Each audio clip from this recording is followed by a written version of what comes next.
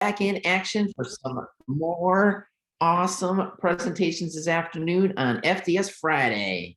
So it is my distinct pleasure to have the opportunity to introduce our next speaker, Dr. Joseph Kaczmarczyk. Dr. Kaczmarczyk is the vice dean of the Philadelphia campus of the Philadelphia College of Osteopathic Medicine. Most recently, he was the interim dean and chief academic officer of Pecan, Georgia and Suwanee, Georgia for more than a year during the COVID-19 pandemic. He's also a really awesome guy and a great mentor, and I'm so excited that he's here to join us today. His presentation is one of the invited APGO member plenary presentations, and this is the second year we've been doing this, and we're very excited to have the opportunity today to hear Dr. Kaczmarczyk present on clinician educator milestones, exploration of a new frontier in medical education. Take it away, Joe. Ooh, and Joe, I think you're on mute. You said you do that a lot. Ooh, there you go. Oh, I'm not hearing you. I don't know if it's my setting. Looks like he was on mute. Now he's not. Yeah, I was working earlier today. Yeah, Dr. K, did you adjust any settings in your microphone?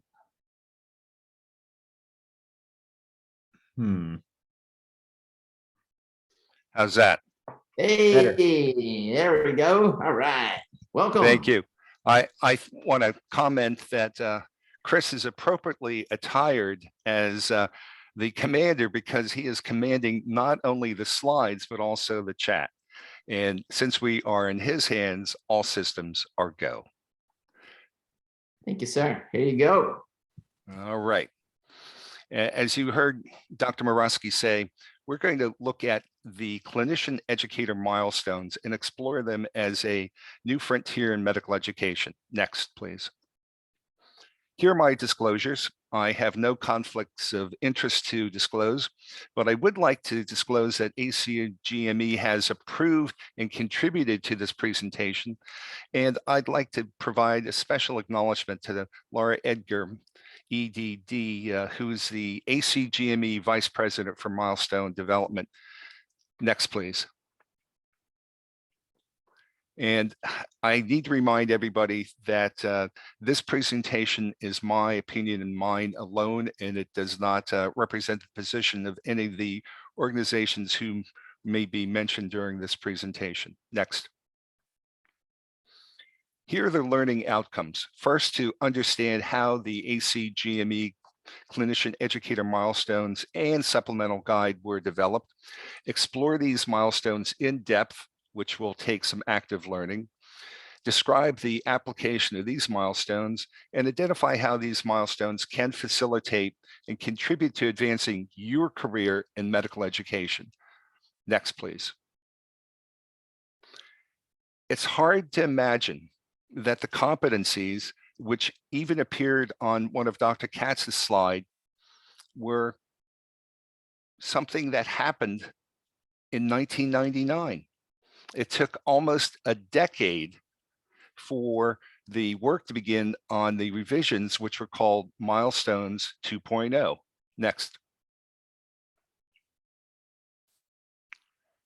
The work on the clinician educator milestones was initiated as a collaboration between ACGME and ACCME in the fall of 2019.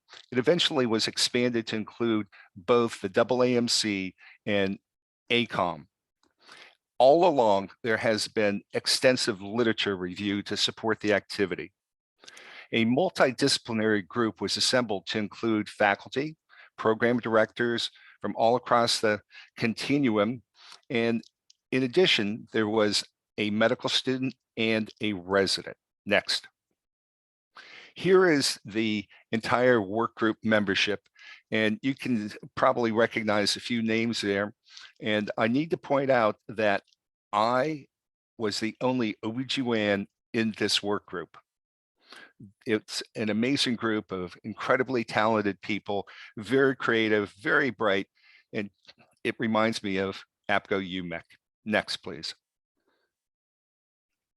The milestones began with a modified Delphi model to identify the competencies. And that took a while to come to any degree of consensus. The next step was to develop competency statements. After that, it was the subcompetencies that needed to be identified, and that was facilitated by looking at previous work. Originally, the work group identified 3 competencies and 11 subcompetencies. The 3 competencies were expanded to 4, and there were as many as 15 subcompetencies. Next. There were 4 domains of competence. The first was administration with 4 subcompetencies. The second was educational theory and practice with, yes, 9 subcompetencies, well-being with 1, and diversity, equity, and inclusion. And there was a draft subcompetency, but that was subsequently deleted, and it will be replaced with a new revised one. So these are the domains of competence. Next. Let's look at administration. This is the competence statement to demonstrate administrative skills relevant to their professional role, program management, and learning environment that leads to the best health outcomes of society. There are 4 sub-competencies: administration skills, leadership skills, learning environment, and change management. Next, please. The competence statement for educational theory and practice is to ensure optimal development of competent learners through the application of science of teaching and learning to practice.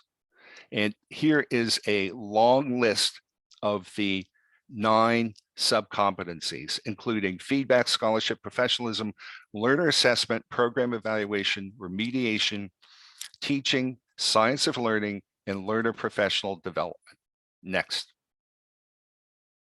Well-being, which was mentioned in Dr. Katz's plenary talk preceding this one, has a competence statement that reads, apply principles of well-being to development and model learning environment that supports behaviors which promote personal and learner psychological, emotional, and physical health. And it involves not only you, that is to say self, but also learner and colleagues. Next. The DEI competence statement is acknowledge and address complex interpersonal, and systemic influences of diversity, power, and inequity, especially of power and privilege. Next.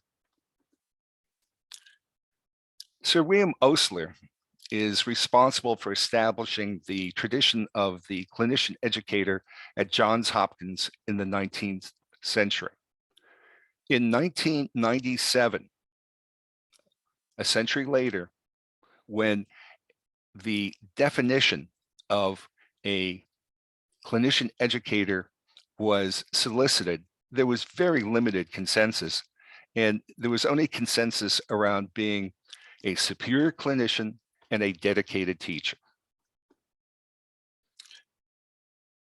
Greenberg was invited to provide a commentary on the clinician educator in 2018. Greenberg spoke about the clinician educator as faculty whose major responsibilities as part of the academic mission are patient care and education. And Greenberg also spoke about applying empirical evidence and theoretical constructs to education practice that result in effective learning and create and inform educational scholarship. Next.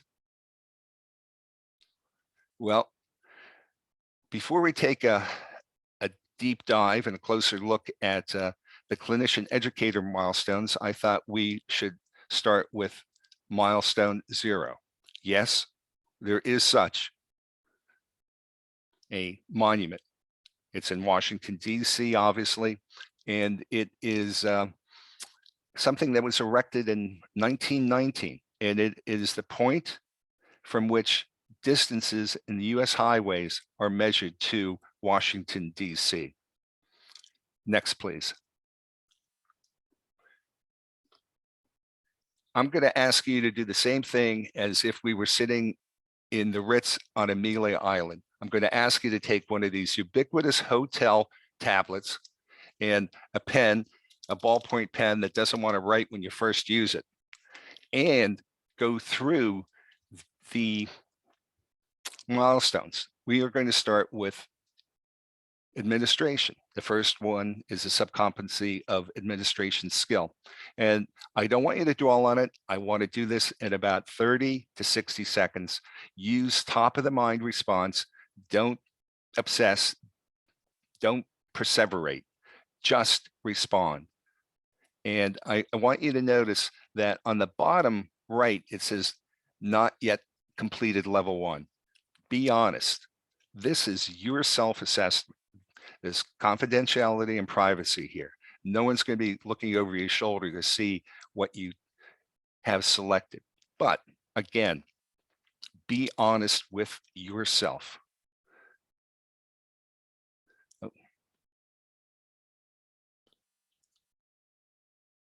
Are we pretty close to having this one completed? Okay. You saw in Dr. Katz's presentation how important leadership is. It is incredibly important, and in fact, it's part of the culture of APGO. So not surprisingly, the second subcompetency under administration is leadership. And it doesn't matter if you're level 1 or level 2, not everybody's going to be a level 5. And I have to admit that even though I'm in the twilight of my career, I board certified in 3 specialties, have 3 master's degrees. When I went through this, I didn't have a single 5. I had some 4s, but I think there's some people in APGO who are certainly some 5s, and I think Dr. Nadine Katz is one of them. Okay, let's look at the next, which is the subcompetency of learning environment. And you can see that this has 2 rows or 2 levels, and it may be helpful to, instead of going across the row, go down the column. So pick on level 3, for example, and read top to bottom to get a sense of level 3. You can do that with each of the 5 different levels here. I think that's a more efficient way of approaching it.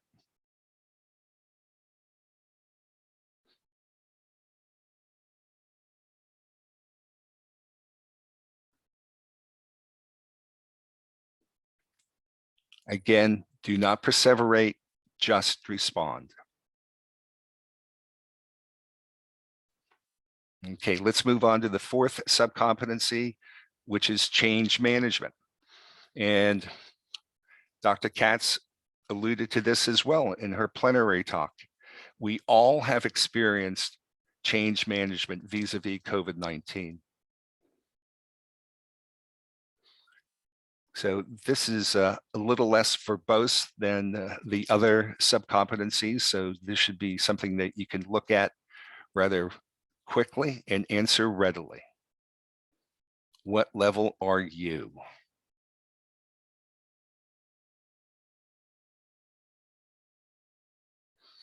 Okay, let's move on to the educational domain. The first one is feedback. This has a lot of text associated with it. And again, I would approach this by looking at a level and reading from top to bottom to get a sense, a more complete sense, if you will, of that particular level.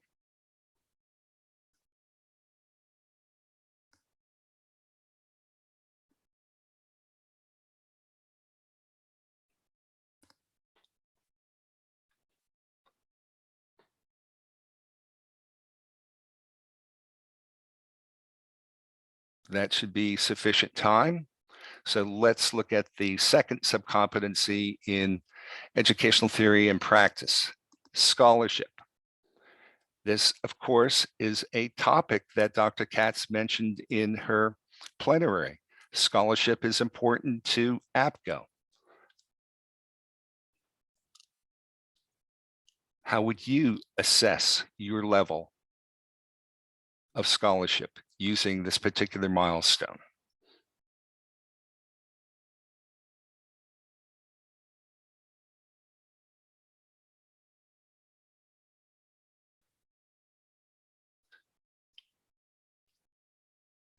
And you can see how there's a progression with the language, describes, recognizes, routinely incorporates, role models, demonstrates.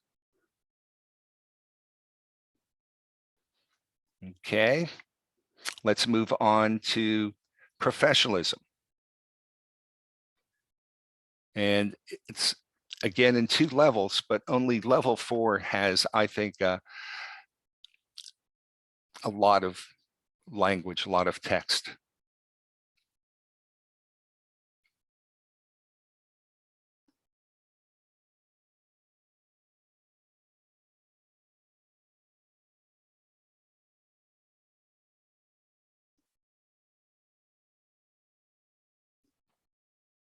Okay, let's move on to the 4th one, which is learner assessment. And we all are engaged in that in one form or another in a variety of venues. This subcompetency, I think, is rather straightforward. So she should be able to answer this rather readily. Let's move on to the 5th subcompetency, program evaluation. Of course, this is a more complicated issue than learner assessment. And we, again, for the most part, are involved in some form of program evaluation.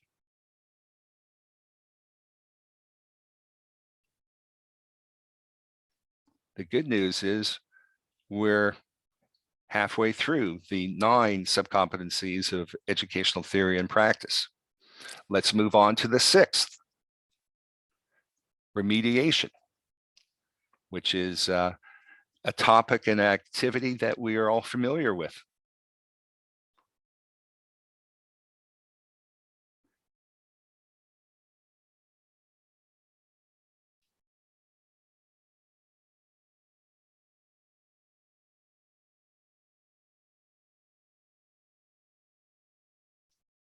That should be sufficient time. So let's move on to the 7th subcompetency, which is teaching. And again, you know, this particular subcompetency has 2 levels, and that means I would suggest going to a particular level and reading from top to bottom to get a full sense of what that level entails.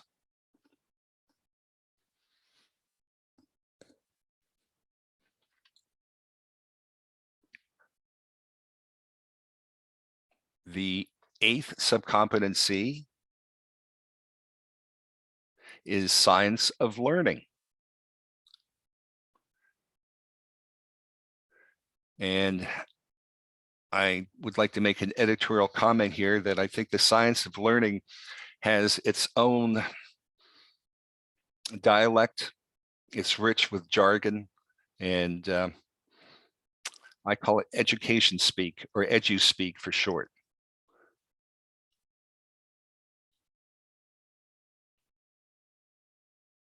Let's move on to the 9th and final subcompetency of educational theory and practice, learner professional development.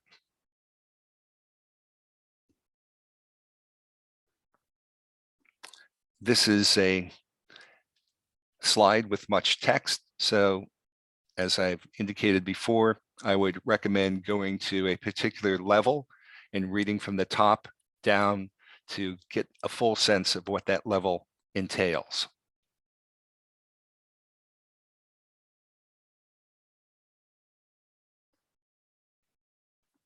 Are you keeping track of your levels? Are you being honest? Let's move on to well-being, which was a topic that Dr. Katz referenced.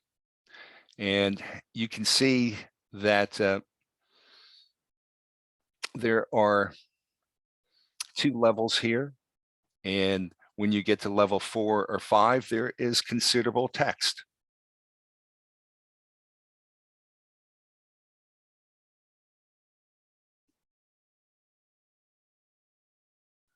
All of these have that not yet completed level 1 box that can be checked. And don't be hesitant to be honest and check it if it truly represents where you are in your self-assessment. Next, please. Here is the DEI milestone.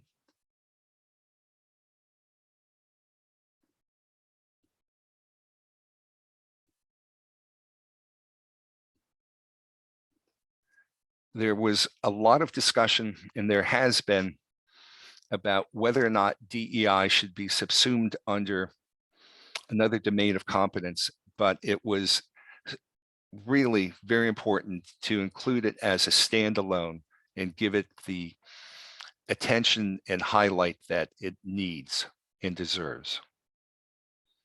Next, please. Along with the milestones, there is a supplemental guide.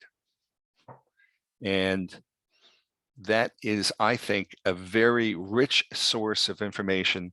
And some of the resources are so good that they remind me of APGO resources. Next slide, please. We already know that leadership is a very important value topic and part of the fabric of the culture of APGO. So I pulled this out of the draft supplemental guide so that you could see that there are the milestones on the left and examples on the right for each one of those levels. And I want to point out where it says UGC. The G is not referring to a purine base pair. The U means undergraduate medical education. The G means graduate medical education, and the C stands for continuing medical education. And there are, for assessment models or tools, the corresponding direct observation, educational portfolio, leadership, or personal assessment tools, including Myers-Briggs, multi-source feedback, program evaluation, and on and on and on. And, oh, thanks, Chris. He liked my nerdy attempt at humor. And of course, there are resources. And if you move to the next, it will show the page from the supplemental guide for change management. Again, it has the milestones listed on the left, on the right, or corresponding examples with the UGC. And it has, for assessment models, dashboards.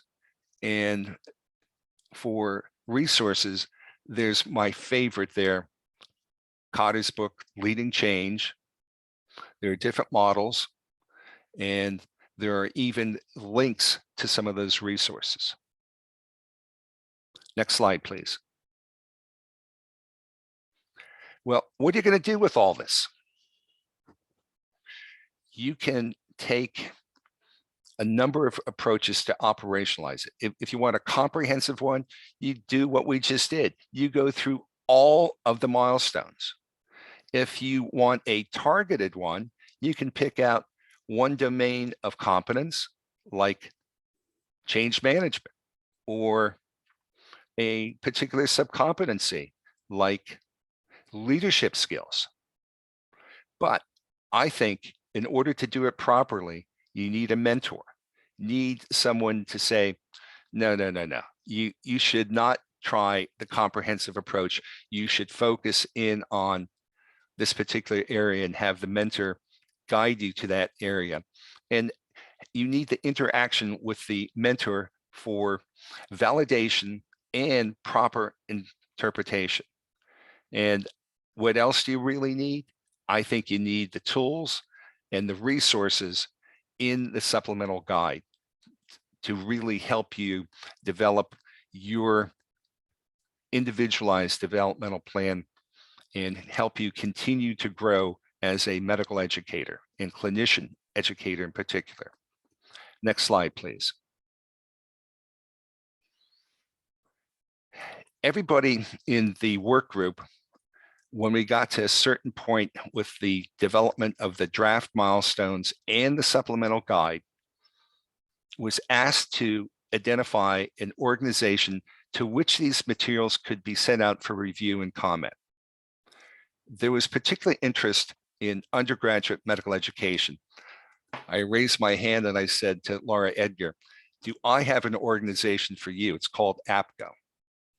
So what happened from there was I put Laura Edgar in touch with Nadine and Molly. The three of them worked it out, and they were able to send out the materials for review to APGO membership.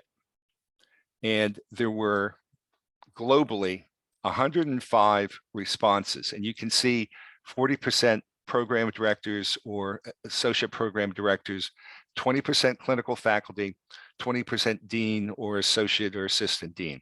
Next slide, please. So here by specialty is the frequency distribution of the response. You see OB-GYN highlighted? That really should read APGO. So I want to thank Nadine and Molly for distributing these materials for review and comment, and most of all, our APGO membership for completing these and providing feedback, so much so that you have a voice in deciding the next iteration of the clinician educator milestones. Next slide, please. So here are some of the comments that were sent back in response to that request for review. And they are generally positive. And the one that resonated the most with me was the fourth bullet here, which says 88% agree that the clinician educator milestones were allow for a development of learning plans. So that, I think, really highlights the value to you of these clinician educator milestones. It allows you to develop or create an individualized development plan. Next slide, please.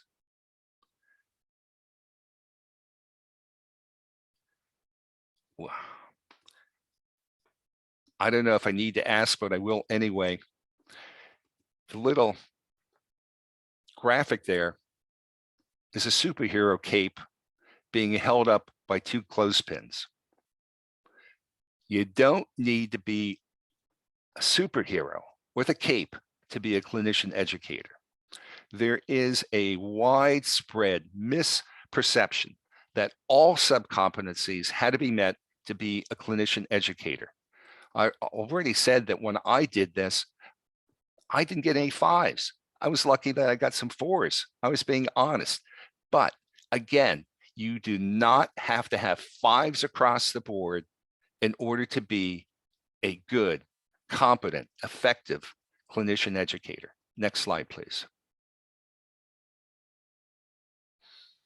There were some negative comments that came back as well.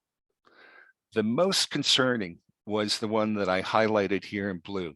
Quote, I worry that while the intent behind them are good and valuable, they might be misused for purposes that were not intended. End of quote. When we had a meeting as a work group to go over the comments, this resulted in a firestorm of controversy. And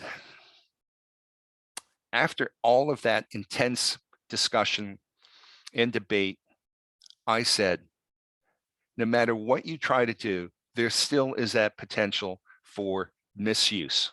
But I think there is a way to combat it. And that is for the clinician educator to take ownership of these milestones and use them for his or her self-assessment, individualized development plan, and progression as a clinician educator. So again, the real message is take ownership, take control of it. It's your career. Next slide. I know Dr. Katz referenced Apollo 13 in the movie. Well, this is a photograph from on board Apollo 13 with astronaut Jim Lovell, who said, "Houston, we've had a problem here." That is what he really said. That is historically accurate. Let me explain why I decided to use this quote. Next slide. On January 5th, the work group reconvened, and as a result of all the feedback, it was decided that the domains of competence needed to be reorganized. And it was because, for example, administration is considered by many to be a pejorative term. It's the dark side. I've been in my own career accused twice of going to the dark side. One, when I took a position in the FDA, and two, when I did full-time administration. So what the group decided on was renaming the domains of competence to educator/teacher, educational scholarship, educational leadership, and of course, DEI as its own standalone category. It was further decided that there should be new subcompetencies developed for DEI, well-being, and change management, and to do it at two levels, the level of self and the level of program.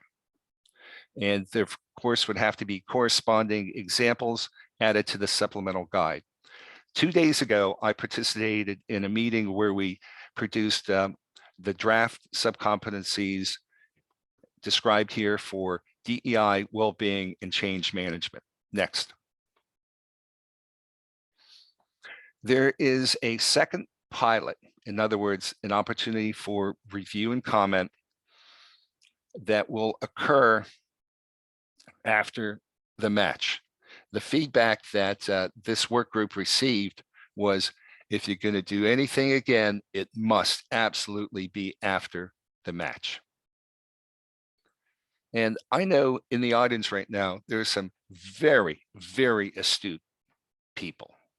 And you're thinking, there's a parallel universe here. The parallelism is undeniable. First, for students, there's competence. Then for learners, there are milestones, and now EPAs. So if you're looking at what I presented here, you're thinking, competencies, milestones, what's next? Are EPAs next? Well, not necessarily. And there is a recognized expert on EPAs, Olet Tenkata, which I believe is how he pronounces his name. Well, he and some colleagues apparently put together a manuscript which has been submitted and is currently under review.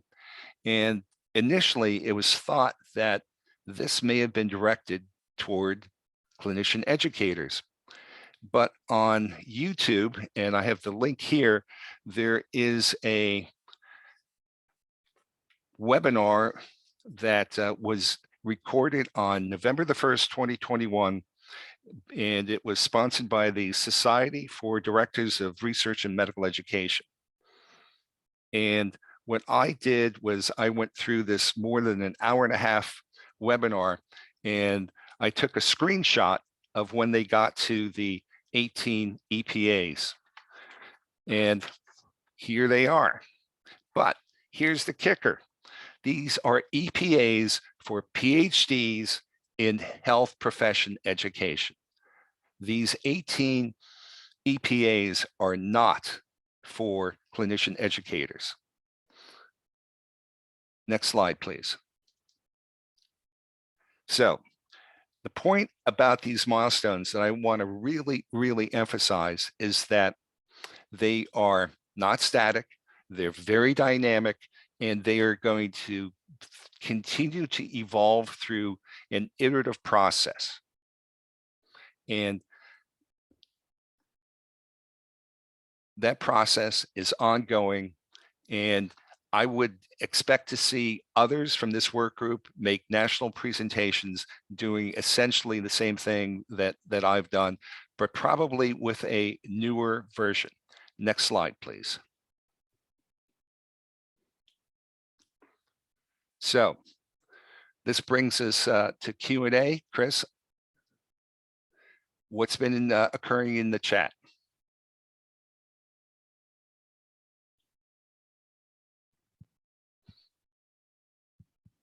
I'm back. All right. Dr. Kaczmarczyk, thank you. That was a great presentation, and my mind is blown. This is awesome. This is awesome stuff. I've been a big milestone fan. I love anchors. And thanks for taking us through the little task of actually putting that into action. And yeah, I've got a lot of, my number was lower than maybe I thought, but it's a good self-assessment and a good way to sit down and think about what we're doing very methodically. We did get some questions, and everybody, you can throw some more at me any which way you get them. The first question, this is from Dr. Sue Cox, who asked a question that was on my mind very early. Have these milestones been translated into metrics for promotion? That remains to be seen, and that is at the heart of that comment about putting these into unintended use. And if you think about it, Sue, it doesn't matter if it's a policy or if it's legislation, there remains the potential for unintended consequences. So that's why I made the point of taking ownership and using it proactively, so that if you see an area that needs improvement, you certainly can focus on it, and with the help of a mentor and or coach to improve on that area and be very proactive about your career. And that, hey, I'm going to follow up with, since I'm the co-host for this and I get to ask no questions. When I heard about this during your presentation, I thought that maybe this would, you're saying mentor and coach, and I'm wondering what that looks like for people. For me, my chair has been a longstanding mentor of mine, but we also have our annual reviews. Would this be something that would be part of an annual review? And what would maybe be some of your suggestions for a mentor or coach to go through this process with that? Well, if I were coaching you, for example, I would sit down with you, have you fill it out first. And that would be the global approach. And then you and I would go through it milestone by milestone, subcompetency by subcompetency. And if I disagreed with your assessment, in other words, if there weren't sufficient concordance, we would get into a dialogue about it. And then you would be fully prepared to sit down with your immediate supervisor, who would have the document in front of him or her, and you could engage in a similar process. But you did your homework first. You were proactive. And you always know that when you go in to see an authority figure, you have a plan in mind, because you don't say, Dr. Cox, what would you suggest I do? She's going to say, well, what do you think you ought to do? What would you like to do? So you need to be ready for that kind of mindset and that kind of response. Mhm. Excellent. Well, maybe we'll have to sit down and do that. Thank you. Actually, We could do it by Zoom. right? Yeah, we can do a lot by Zoom nowadays. Two at the same time, questions around any discussion on how programs can introduce this, or how this all can be used for as faculty development. And a follow-up, are they ready for public use yet, or still considered draft? They are still considered draft because it's an iterative process, and there'll probably be something out perhaps May, June, July in final form. And I was actually contemplating the use of this as a way of creating faculty development. And what I was thinking is having kind of an introductory module, and then taking each one of the domains of competence and doing a faculty development around it. For example, educational scholarship, educational leadership. Because remember what's going to happen. There's going to be a subgroup working on taking those 4 new domains, well, actually 3 new and DEI, domains of competence, and then reorganizing some of the sub-competencies under them. So something that may be under educational scholarship may actually end up in educational leadership. So it's a work in progress. That's why that slide was there. But once it's finished in that particular format, I think it lends itself very well to faculty development. And it can be used by APGO in things like clerkship director school or academic scholars and leaders, ASL. I mean, these could be adapted to those programs. Yeah, Dr. Katz kind of chimed in here too and said this gives a new way to think about career advancement and development, and this tool could be used to help a faculty member develop an individualized learning plan and strategy. I mean, I see it as a roadmap and a way of actually taking control of your career and being much more focused, much more directed about how you are approaching your career.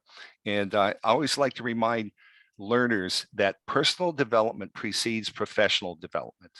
And if you take a step back and you look at these milestones, and particularly the sub-competencies, you can see how many of those are focused on personal development. As your survey said, there was a lot of positive responses. There were a few criticisms. There was one interesting criticism question for you about these, and I would appreciate your response to this. So the thought was these seem academic medical center centric. Were there community providers on the task force, as a lot of teaching is done by community providers, and do these apply to them? Are we going, would a tool like this create more of a divide? No, it's supposed to apply to the continuum of education, which means across community and the academic health centers. And that was always included in the discussions. And occasionally there would be a comment about making it appropriate for a community health center, or a community hospital rather. So that was always part of the discussion, and it was the intent to make these as widely as applicable as possible. Right, thank you. And another thing that came up. And Chris, excuse me, on the work group, there were people from community hospitals, community-based residencies. So they were represented there. And I think it was very important to have their voice heard. Yeah, absolutely. one of the tasks, as Dr. Katz had mentioned, across all of APGO committees and projects is to have a focus of a DEI lens sort of on the products we produce and create. And a UMEC struggle that we've had is, do we do DEI under its own house and focus there and create learning objectives or goals there, or do we try to use it through use a DEI lens across all of the goals or objectives? Did you do that? Was DEI used as a lens across all? I mean, I know it has its own separate place here, but did you also use the DEI lens when you looked at all of the development, the milestones?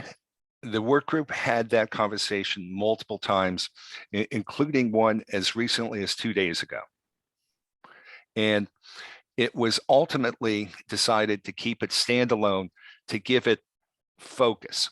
But at the same time, to the extent possible, we've DEI through every one of the milestones and include it to the extent possible in the subcompetencies. So in an ideal sort of way, it's doing both, but the easy practicable way was to keep it standalone. That's what the group decided. Mm-hmm. Excellent. Yeah, one last comment here from Dr. Jody Evatt, just great to see.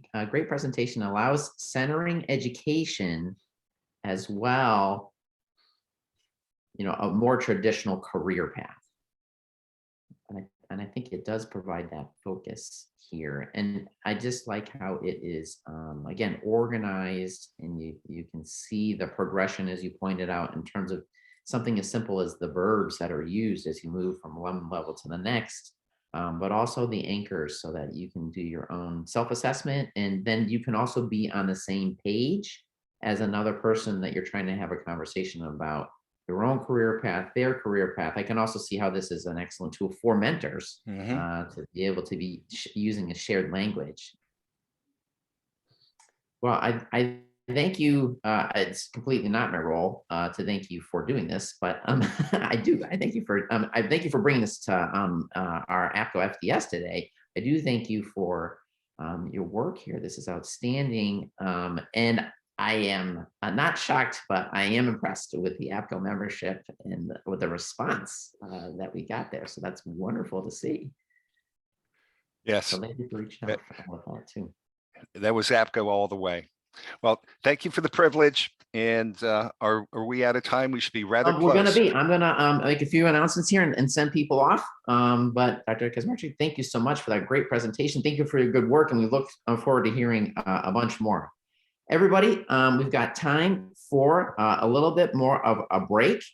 So jump into your Hoovas so that you can get into your workshop presentations that are coming up next. So you can find those in the agenda. Make sure you grab a little snack. In the meantime, maybe catch up on some emails and chats. We do start right back at 2:25. So run around, do what you got to do, but get into your agenda and participate in our active discussions and our workshops. And then everybody, we are back here next Friday for our second FDS Friday. It's going to be the conclusion of FDS 2022. We will be back at noon Eastern Standard Time, just like today. We'll have more plenary presentations, more workshops, and some roundtables. A lot of great stuff coming at you next Friday before we conclude. So thank you, everybody, for joining us today. It's great seeing you all. Thank you for the great chats and the questions. And I'll see you guys in the workshops. Have a great day.